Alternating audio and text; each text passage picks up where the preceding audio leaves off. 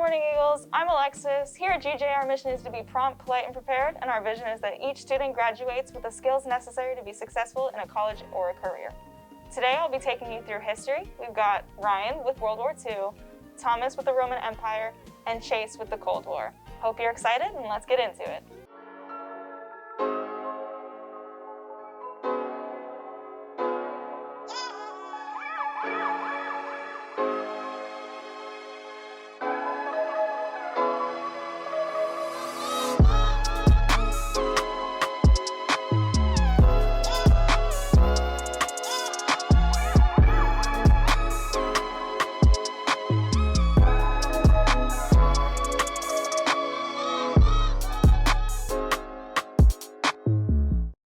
Eagles, it's no surprise that history impacts us greatly throughout our lives. Back in 1939, Germany got a little too comfortable with other nations' territories and thus started World War II. 2 years following that, the USSR and Germany went to war. I'm not the best person to ask though, so let's go to Ryan. Hey guys, I'm Ryan, and I'm going to be walking you all the way through World War II. Through circumstances that we don't have time to dive into today, Adolf Hitler, a soldier during World War I, would end up a dictator in Germany under the Nazi Party. And Mussolini would end up a dictator under his own fascist party in Italy.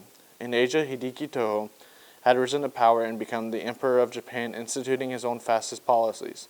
Germany and Italy signed the Pact of Steel, formalizing their alliance, and Germany and Communist Russia, under the leadership of Joseph Stalin, also allied with these two. On September 1st, 1939, Germany and Russia invaded Poland from both sides in what many consider the start of World War II. 2 years later, Hitler would turn on his once ally Russia and launched the largest ground invasion in history, causing Russia to switch sides to the Allies. In Asia, Japan had been steadily pressuring the Chinese and taking over territories like Manchuria and Korea. However, it wasn't until 1941 where they did something truly stunning. On December 7, 1941, Japanese fighter pilots took off from islands in the Pacific, headed to Pearl Harbor, Hawaii. At this time, it was home to the naval fleet. Initially, they thought it would be beneficial to take out the Navy fleet before the U.S. joined, but after the U.S. joined, they found that was not the case. Up until this point, the U.S. had been neutral in the war, and Japan thought if they could take out the Navy before the U.S. joined the war, it would be beneficial. However, the Japanese failed to destroy the Pacific Fleet and instead only provided the catalyst for then President Franklin D. Roosevelt to join the war on the side of the Allies with Stalin and UK Prime Minister Winston Churchill. This led to U.S. troops in Europe, who with the rest of the Allies would eventually land in Germany on D-Day and cause Hitler's suicide and Germany's surrender in May 1945. Fighting with Japan would continue for another couple months until on August 6th and 9th, 1945, the United States would become the first country to use nuclear weapons in war by dropping atomic bombs on Hiroshima and Nagasaki, respectively. Well, that's all I have for today, Eagles. I'm Ryan, signing off from ENN. Thanks, Ryan. It's absurd what happened almost 100 years ago. But to take us even further back, Thomas is going to be discussing ancient Rome and the Roman Empire. Hey Eagles, I'm Sam. The Roman Empire was known for its great political structure and amazing army.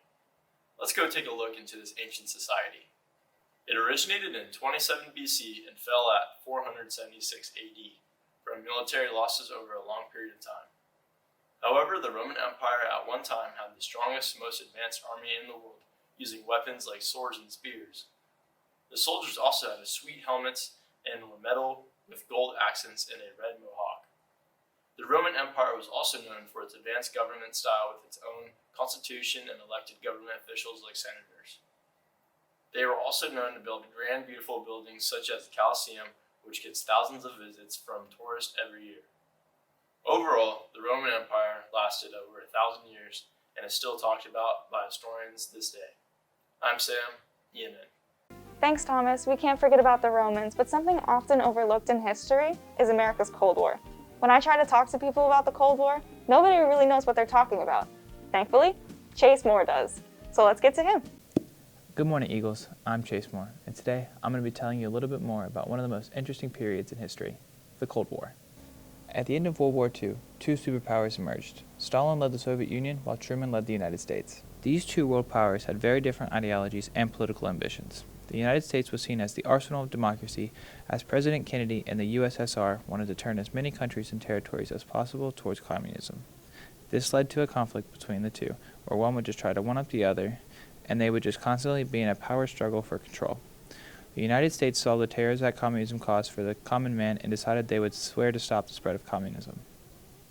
According to dictionary.com, communism is a theory that everything you own is owned by the common, so owned by everybody.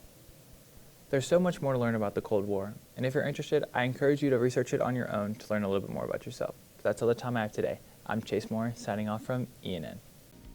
Thanks for telling us more about the Cold War, Chase. Unfortunately, now that we know all about those historical events, I'm sad to say that it's time for me to sign off. I'm Alexis, ENN.